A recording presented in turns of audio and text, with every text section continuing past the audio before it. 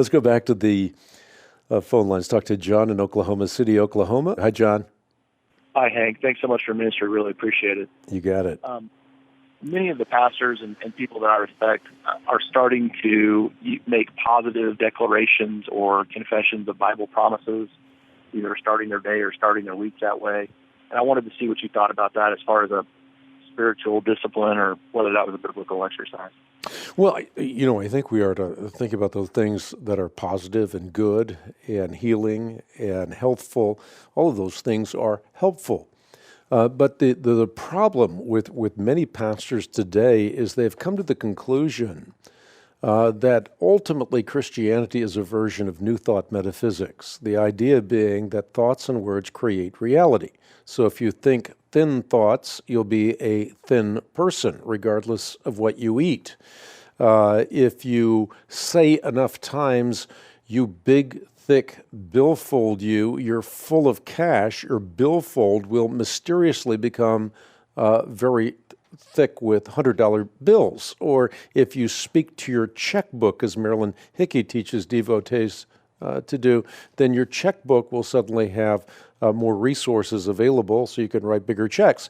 This is nonsense. This, again, is New Thought metaphysics repackaged for Christian consumption. The idea that faith is a force, words are the containers of the force. Through the force of faith, one can create their own reality. So it's great to be positive. It's great to think thoughts that are positive, but you cannot create reality by your words or by your thoughts. And to think that you can is simply falling into magical mysticism. Okay, that's very helpful. I appreciate your time, Hank. Thank you so much. You got it. I've written about this in various places, including a book called The Osteenification of American Christianity.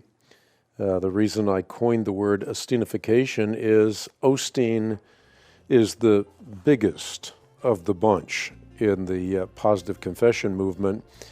And Osteenification is nothing short of a wholesale transformation of American Christianity. It's the fresh new face of a baptized humanistic psychology. It's a new Babel that reaches into the heavens, all the while promising your best life now.